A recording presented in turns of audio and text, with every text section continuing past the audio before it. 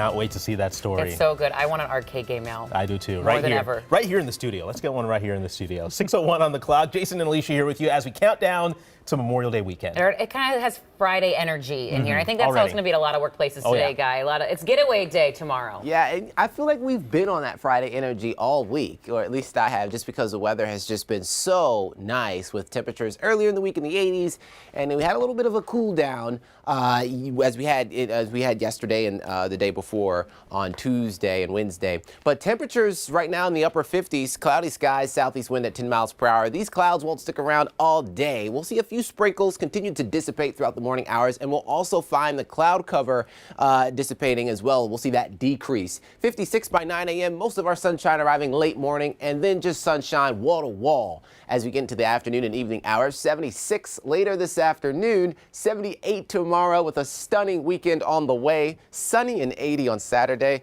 This forecast just never gets old, Megan. No, it does not. We love seeing that. All right, let's take a look right now. This is 35 heading north if you're coming up from Faribault, Lakeville, County Road 50 at that where those roads meet. Things are looking really good this morning all across the metro, really. I do want to show you, though, we do have a vehicle that is in the shoulder here on the right side. This is Highway 10, Foley, Coon Rapids, Blaine area. So just be aware, take caution there, make sure that you if you can, move over just to keep extra safety there for if there is someone in that vehicle. All right, let's take a look right now all across the metro. Things looking good. We are seeing some slowdowns over by White Bear Lake just a bit, but not too bad really all across the metro. We'll get into some construction in the St. Paul area coming up. All right, Megan, thank you. Let's turn to our top story here at 6:02. This morning, millions of people are getting ready to kick off Memorial Day weekend with a trip. Some of you could be packing up and getting ready to leave right now. Let's go. AAA say more than 42 million people will be traveling 50 miles or more. Most of you driving. CC is live in West St. Paul, though, taking a look at how much your weekend trip might cost you. Hey, CC.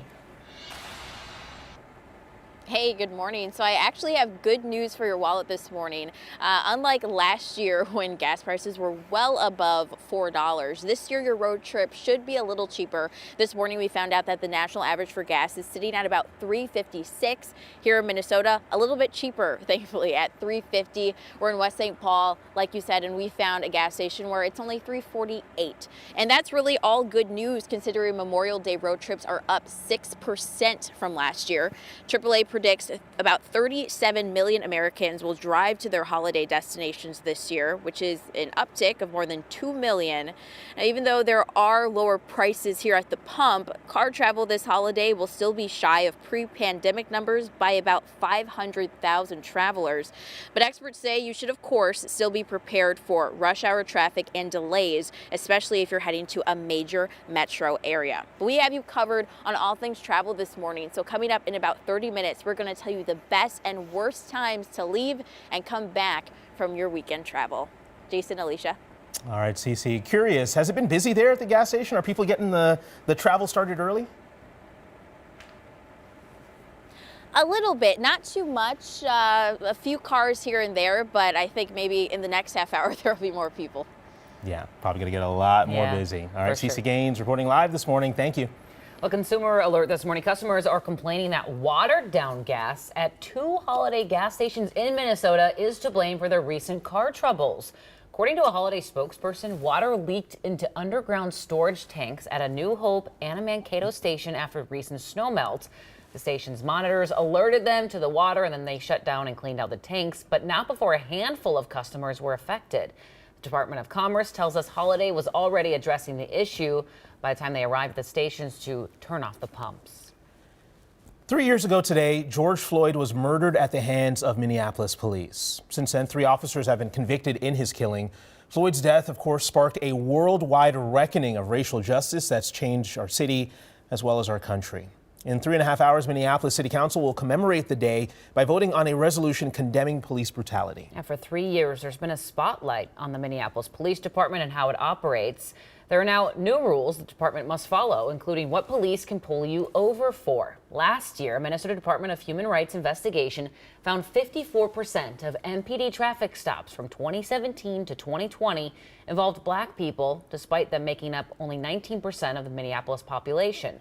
The new court enforceable settlement between the city and state requires MPD officers to consider totality of the circumstances when deciding if an equipment violation is putting public safety at risk. I don't think this is going to have a significant or a real impact on public safety at all. Someone having a broken tail light can cause an issue when they're driving. At the same time, an issue like that shouldn't be weaponized, particularly against Black motorists.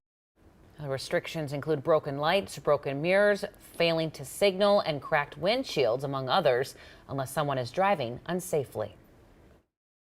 I'm Charmaine Nero. A new 13-bed housing facility will soon open near George Floyd Square for people dealing with mental health emergencies. It's near the intersection of 36 and Chicago. It was purchased by nonprofit People Incorporated from Hennepin Healthcare to provide long-term and short-term treatments. It is expected to open this fall. Now, there are events happening across the Twin Cities to remember George Floyd. The Arise and Remember Festival begins tonight with a candlelight vigil in George Floyd Square at 8 p.m. Then on Saturday, there will be live music, art exhibitions, vendors, and more to celebrate the community of George Floyd Square. This is happening from 1 to 9 p.m. You can head to KARE11.com right now to read a timeline of everything that's happened in the 3 years since the murder of George Floyd. Then you can watch a special program looking back on the legacy of George Floyd. That's tonight at 8 on our streaming app, KARE 11+.